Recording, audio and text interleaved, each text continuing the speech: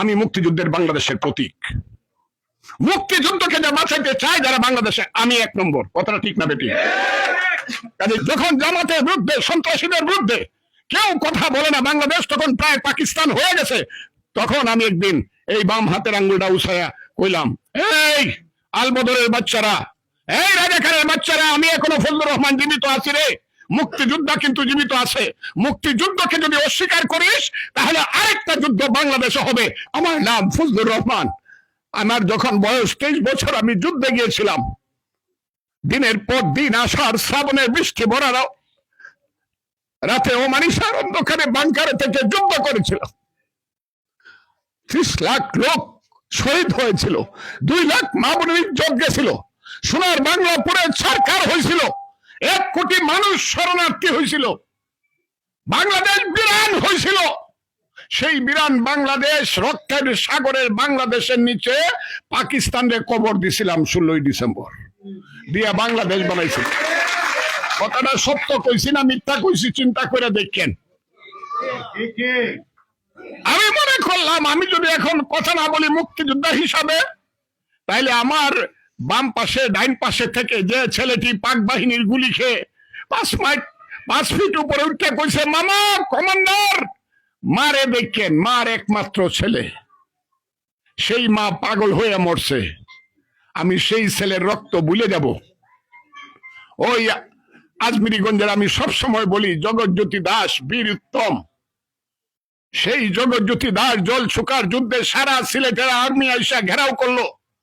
এরা সংখ্যায় ছিল 50 জন। জগৎজ্যোতি দাস ছিল মুক্তিযোদ্ধা 50 জনের কমান্ডার। জগৎজ্যোতি দাস বলল, এই আমরা কেউ বাঁচবো না, কিন্তু আমি জীবন দিলে তোরা সবাই বাঁচবে। 2টা LMG আমার কাছে রাখা যা, আর তোরা আস্তে আস্তে পিছন দিক থেকে সরে যা। সবাই বলল, কমান্ডার তোমাকে থুয়ে আমরা সরবো না। বললো, আমি কমান্ডার, আমি অর্ডার দিছি, আমার অর্ডার যুদ্ধক্ষেত্রে শুনতে হবে। কথাটা কি বুঝছেন? আস্তে আস্তে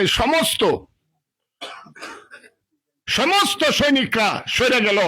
ইলিয়াস নামে কাকাইছে ওর একটা ছেলে শুধু পিছনে রয়ে গেল, সেও গুলি খাইছিল। তারপরে 1 ঘন্টা একা যুদ্ধ করছে, পাকিস্তানি বাহিনীর সাথে যুদ্ধ করে ধরা পড়ছে।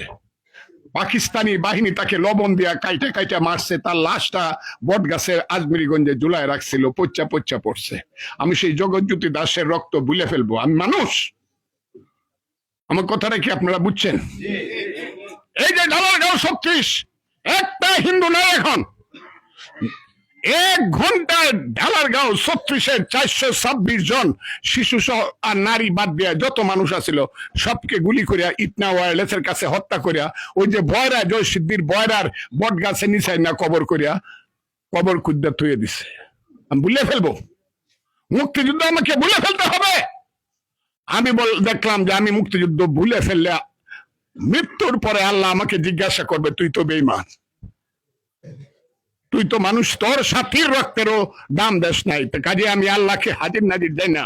মৃত্যুকে হাতের মধ্যে নিয়ে যখন জামাতের বিরুদ্ধে, সন্ত্রাসীদের বিরুদ্ধে কেউ কথা বলে না, বাংলাদেশ তখন প্রায় পাকিস্তান হয়ে গেছে, তখন আমি একদিন এই বাম হাতের আঙ্গুলটা উছায়া কইলাম, এই আলবদরের বাচ্চারা, এই রাজাকারের বাচ্চারা, আমি এখনো ফজলুর রহমান জীবিত আছি রে। মুক্তিযোদ্ধা কিন্তু জীবিত আছে। মুক্তিযুদ্ধকে যদি অস্বীকার করিস তাহলে আরেকটা যুদ্ধ বাংলাদেশে হবে। যারা মুক্তিযুদ্ধ মানো না তারা পাকিস্তানে যাও। আপনার কথাটা হাসা কইছি না মিছা কইছি আপনারা শুনছেন কিনা? যদি সত্য করে থাকি, তাই এইখানে যে ইলেকশনটা আমি করতেছি পাস ফেইলের ইলেকশন না, আমি মুক্তিযুদ্ধের বাংলাদেশের প্রতীক। মুক্তিযুদ্ধকে যা বাঁচাইতে চায় যারা বাংলাদেশে, আমি এক নম্বর। কথাটা ঠিক না বেটি?